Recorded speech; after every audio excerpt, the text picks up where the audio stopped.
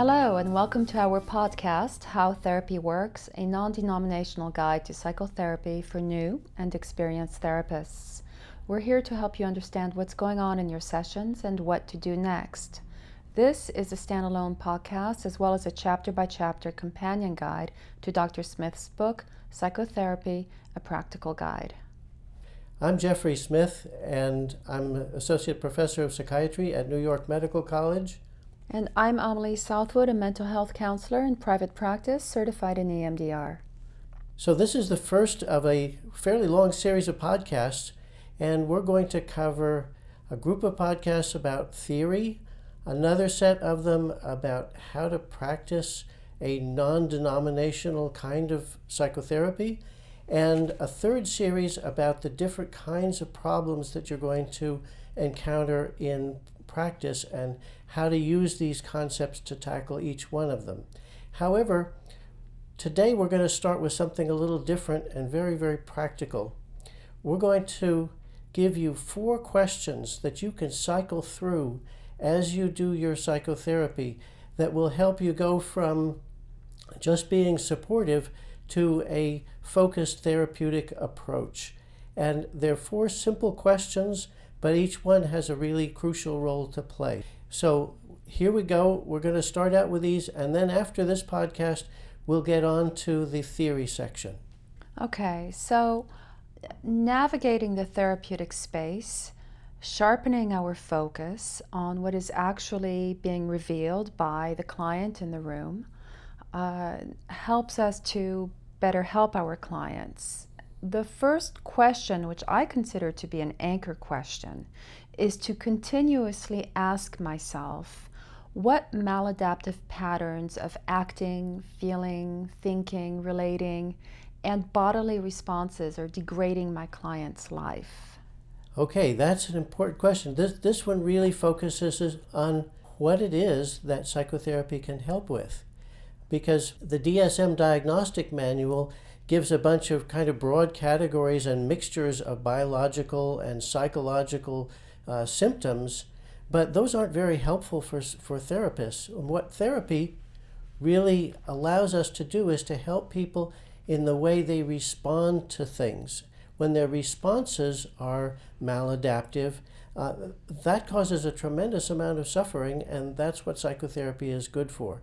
So this first question focuses us right in on the problems that we can do something about. Also, by mentioning that they're problems of acting, feeling, thinking, relating, bodily responses, we help to kind of categorize the different things, but all of these tend to get mixed together, and they're all things that psychotherapy can really help with. So this question is to ask yourself, what are the problems? Now, there's an interesting factor. Naturally, human beings tend to resist positive change. When we want a person to let go of some maladaptive pattern, they're afraid to let go of it in general. And the things that their mind tells them to do or to say or think or feel get them away from having to do this work of looking at the problem that's they came in for. So then that leads us directly into question number 2, which again anchors us in the work that we're doing in any given session. And that is, how are or were these patterns shielding the client from painful, uncomfortable, or overwhelming emotions, be they conscious or implicit? What are they protecting them from? Before we go into exactly what it is that the person is being protected from, it probably helps to look at how this maladaptive pattern, for example, let's say a person feels shame about themselves, they have low self-esteem. Well, low self-esteem is often a way of identifying with the aggressor for somebody who's experienced trauma. And so when we see that pattern of shame about the self, we can ask ourselves, how is this pattern working? How does it function to keep this person from feeling something uncomfortable? And that's going to help us immediately to begin to home in on how this is working and what's going to happen, what is going to be the cost in a way to the client of letting go of that maladaptive pattern. And so there is a cost, but those maladaptive patterns are oftentimes entrenched and not easy to root out. That's right, and that's why as we get on into the rest of the podcast, we're going to be talking about EDPs, entrenched dysfunctional patterns. Entrenched means they're not so easy to get rid of because they're serving a purpose, and the instinctive mind says, well, wait a minute, are you asking me to let go of this protective mechanism that I've been using all my life? I don't want to let go of that. That sounds dangerous. And so a bunch of mechanisms will come into play to prevent the person from letting go of that protective maladaptive pattern. So that's why they're entrenched. Dysfunctional is obvious because people come because they're suffering, because there's something that isn't working very well for them or could work better. And patterns because we're looking at units of pathology, units of problems. For example, we'll be talking in a later podcast about a panic attack. That's a pattern. It's a pattern of a bodily reaction, a psychological reaction, oh my gosh, I'm going to die, and then actions. What does the person do when they're experiencing a panic attack? So that's a pattern that sort of acts as a unit. So we're going to be talking about EDPs as units of pathology, and we're going to find that one person can have several of those units. And for example, when somebody doesn't want to talk about something that's uncomfortable, that's a unit of pathology. That's an EDP in itself. Yes, and also another one of the anchor questions that we therapists need to keep our focus on during the session, which is right now, what are the emotions being avoided that need to be faced? Okay, good. That's the third question. And after we think about how does this dysfunctional pattern work to keep the person from a feeling, then the next question is obviously, well, what is that feeling? What was the original uncomfortable feeling? And sometimes these are feelings that are conscious, but sometimes we see people react, let's say, defensively, or they have some action or even a bodily response without even realizing that they're feeling something. Well, this is where recent science is showing us that human beings have the same deep emotional systems that other mammals have. And those involve emotions that can trigger a reaction without any awareness. Mm-hmm. Sometimes those emotions do come into consciousness as feelings. And the way we really know that one of those deep emotions has been activated is when we have a feeling and a bodily response at the same time. All of us therapists recognize, right? Right. When there are, let's say, tears, or when the person gets uncomfortable in their chair, or if they feel anxiety and tell us, you said that and I'm feeling anxious right now, then we know that one of those deep core emotions got triggered and came up to the level of consciousness. Those are the things that set off maladaptive response patterns. And so the third question is to ask ourselves, what exactly was the feeling? What were the circumstances, and what was the feeling that related to those circumstances that was so uncomfortable that the person had to have some drastic response? I'll give you a dramatic example of that. Very often, people come in because of depression. And what I can tell you from having sat with them and listened and asked this third question, very often depression involves low self-esteem, which is actually a more hopeful response than the kind of absolute hopelessness, absolute powerlessness, absolute negative feeling that was really triggering it in the first place. In other words, in order to take control of an uncontrollable situation, the instinctive mind comes up with the idea of, I'm a worthless person, because there's a little bit of hope in that. Because if you're really a worthless person, maybe you could try extra hard to be a little better, and maybe there's some hope there. So depression can actually be the lesser of evils. And that's what you find out when you ask that third question. And then ultimately, the question that we always have to keep in mind is, how can I help my client move towards willingly and safely making changes and experiencing difficult feelings? That's the fourth anchor question, isn't it? Right, and that's a very, very key question, because we're always working with the person as they are, and there are times when we're asking them maybe to face a very difficult, painful emotion that they're not really prepared to deal with. I saw a combat veteran recently and realized that he had been telling me about some really, really terrible experiences that he'd had in wartime, and he never had any tears about it. And we talked about that and realized that what was missing was compassion for himself. And he said right there and then, "Oh no, I couldn't deal with that. I'm afraid I would unravel if I had any compassion for myself." He could feel compassion for others, but not for himself. And so we sort of said, well, we'll talk about that, and we'll see if someday we can come to a point where it might feel safe to open the door to that kind of feeling. But we're not going to do it today, because that's just too much for right now.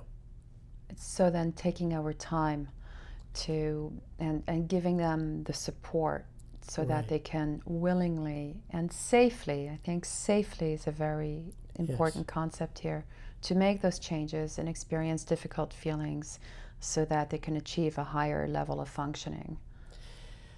There's a lot of research that says how important it is that the goals of you as a therapist and the goals of your client really need to be in alignment. And if they're not, that's a problem. And so this question focuses on working together to make this a safe and positive experience, even if it does involve going into pretty deep and uncomfortable feelings.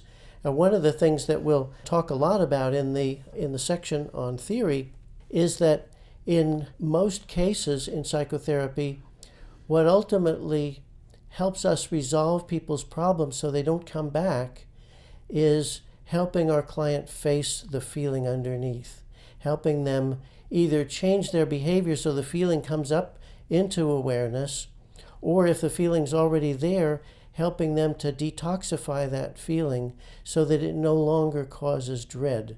And at that point, then whatever the maladaptive pattern is that was there to avoid that feeling no longer has a reason to be there.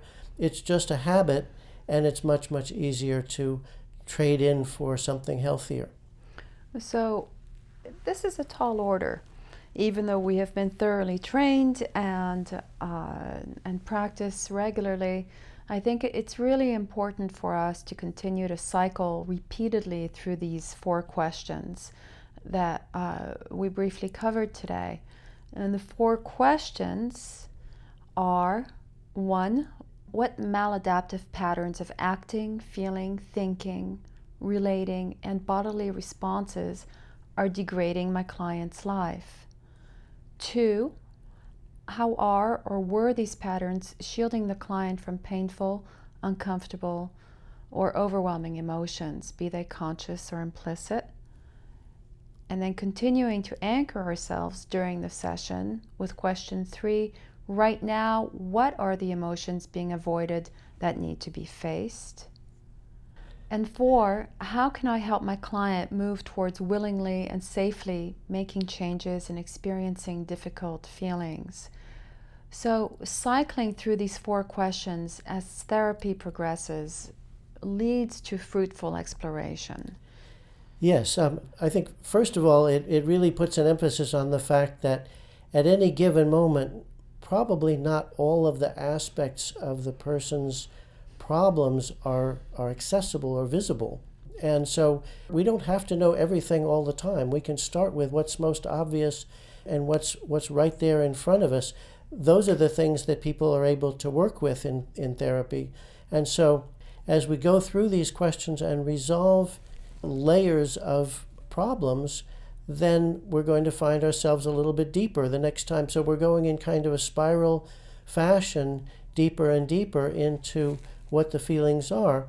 It's also helpful to cycle through the problems because as we go, we're going to come up against those EDPs, those entrenched dysfunctional patterns that are simply resistance to the changes that we're proposing.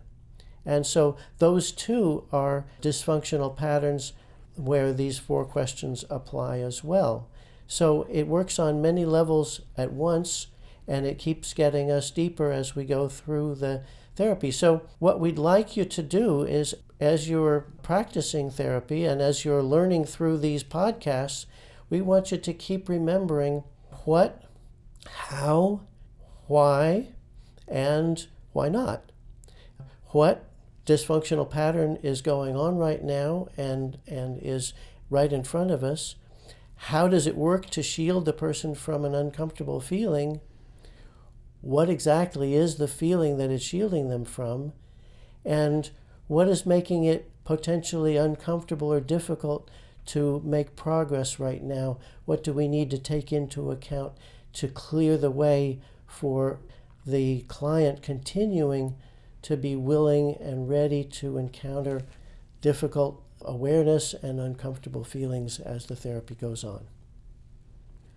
So as we progress into these podcasts, which are chapter by chapter companions to the book, we're going to be delving into much greater detail in this process, knowing that each time we're in session, we're keeping these 4 questions front and center to sharpen our therapeutic focus and to better help our clients.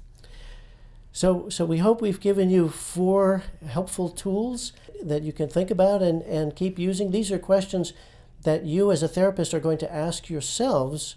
However, often enough, there are times when actually asking the client as well can be very helpful, because a question is an interesting thing. A question is sort of like a story without an ending yet. And we all know that everybody wants to get to the ending of a story. So a question is a very motivating thing to do, to raise, even if nobody has the answer right now, because it gets the whole mind, the implicit instinctive part of your mind as well as the conscious part of your mind, focused on where's the answer to that question. And so when you get to the point where you can ask these questions out loud, that's a good thing to do. And then you have a partnership going after the answers to them. Okay, so this concludes today's podcast. Thank you for listening to the end.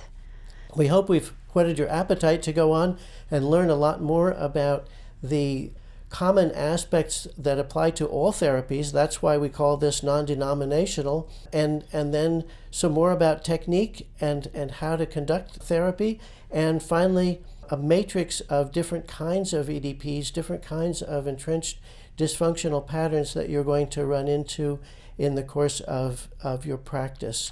So welcome to our podcast series. Yes, welcome. And in the meantime, we'd love you to visit Dr. Smith's website, www.howtherapyworks.com, where you can purchase the book, Psychotherapy, A Practical Guide, and find other articles for clients and therapists. And we look forward to spending some time with you in our future podcasts. Thank you so much. And for the YouTube version of this podcast, we also want you to be aware of the purely auditory version, which is at howtherapyworks.podbean.com.